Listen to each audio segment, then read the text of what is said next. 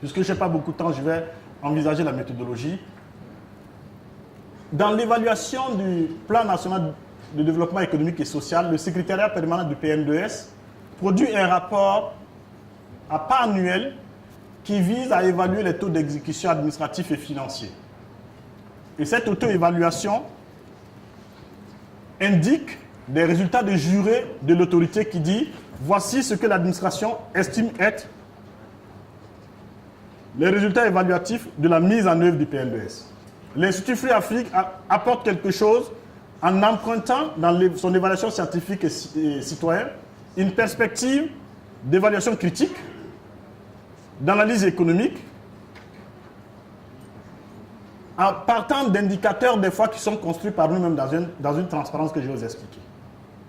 L'intérêt est de faire en sorte que le débat sur l'évaluation des politiques publiques ne soit pas résumé en un monologue gouvernemental entre lui et nous-mêmes, mais que le citoyen ait sa place, que le chercheur ait sa place, et qu'in fine, les citoyens forment son opinion à partir des débats contradictoires fondés sur des faits. Nous insistons sur la dimension analytique parce qu'il nous semble qu'elle manque quelque peu dans un suivi très rapproché des taux d'exécution administratifs et financiers. Il nous semble donc que l'intérêt est de sortir de la cohérence interne à l'administration pour la soumettre à l'évaluation de l'efficacité externe.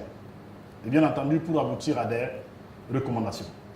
Pour être plus singulier sur les conflits sociaux, le premier constat de l'étude est que dans notre pays, il n'y a pas un suivi, évaluation systématique et globale du conflit social dans le pays. En particulier, les grèves ne sont pas suivies, répertoriées de façon systématique par l'ensemble des acteurs et consolidées dans un tableau de bord qui permette de gouverner ce phénomène.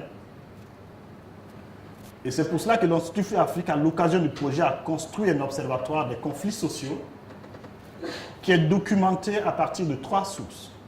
La première source, c'est la source administrative et nous remercions les autorités du secrétariat général du gouvernement, les autorités des ministères, les directeurs des études des ministères qui nous ont donné accès des fois à leurs archives pour reconstituer cela.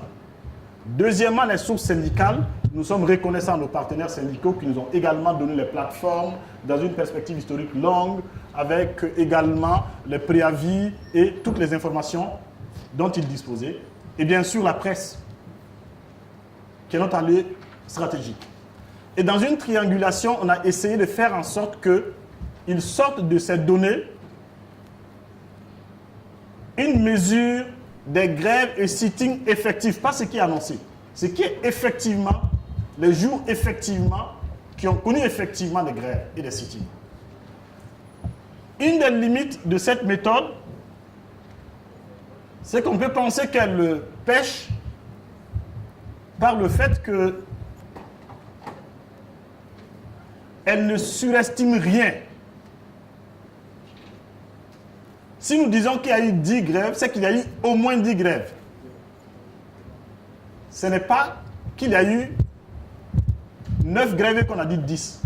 Donc le biais qui arrive peut être un biais de sous-évaluation, mais nous ne surestimons jamais. Ces précisions étaient importantes. La discussion méthodologique ne peut pas être finie à ce stade, mais c'était pour déjà éclairer sur comment nous avons travaillé. Sur cette base, je nous engage à regarder la compilation des données faite avec beaucoup de sérieux de la part de l'équipe qui a travaillé là-dessus. Et je salue encore une fois mes collègues qui ont sacrifié beaucoup d'énergie pour cela, vérifier, revérifier encore là-dessus. Les statistiques de grève et de sitting donc au Burkina Faso. Vous avez ici donc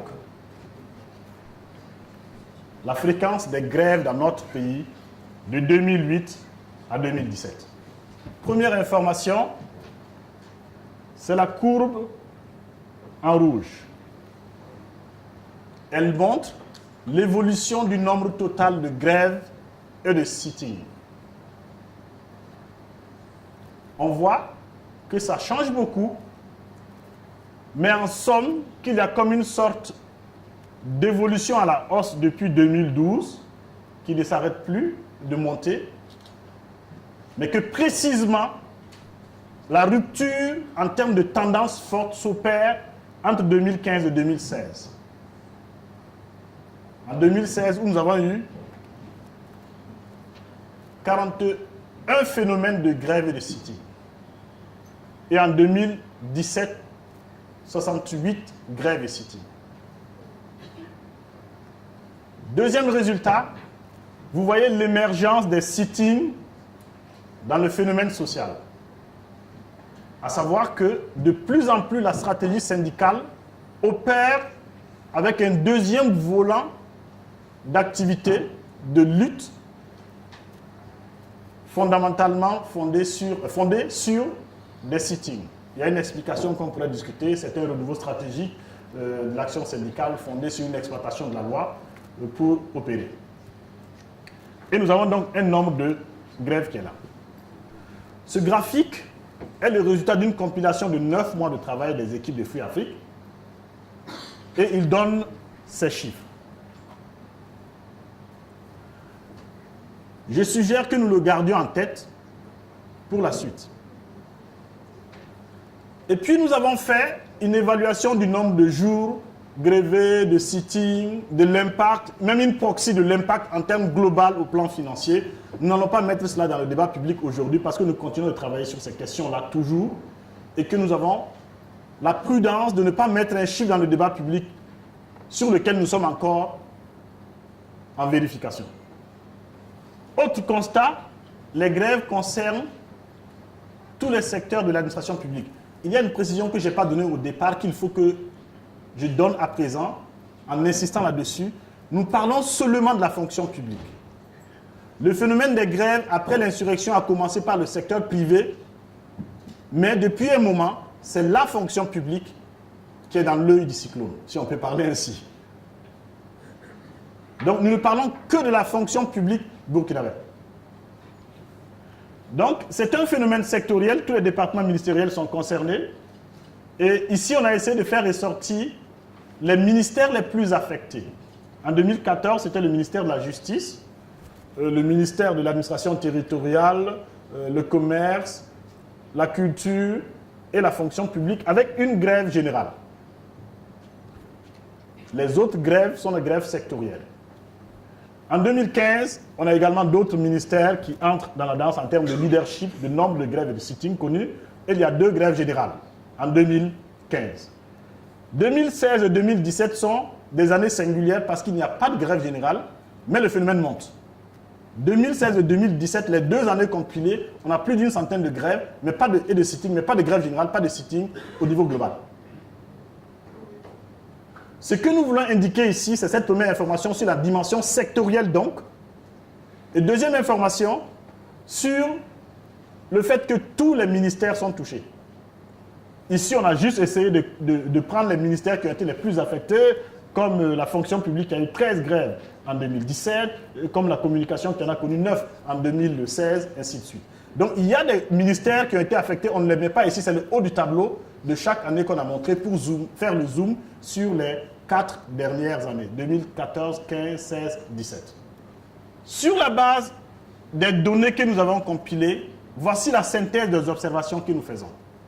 On note une hausse extraordinaire des grèves et des sit-ins dans l'administration publique, qui est une situation inédite depuis la Haute-Volta. Deuxièmement, on note une augmentation singulière à partir des sit-ins à partir de 2015. Et l'accélération du phénomène global s'opère réellement en 2016. Je reviendrai là-dessus. Il y a beaucoup d'impacts de ces grèves. On va les discuter. Ce n'est pas le propos pour le moment. D'autres constats, nous insistons sur la dimension sectorielle du phénomène. Nous insistons deuxièmement sur le durcissement du conflit avec des méthodes de plus en plus radicales, de plus en plus singulièrement dures. Et encore une fois, tous les secteurs sont touchés, y compris les secteurs stratégiques de l'action publique, en particulier de l'action publique dans la situation actuelle du pays.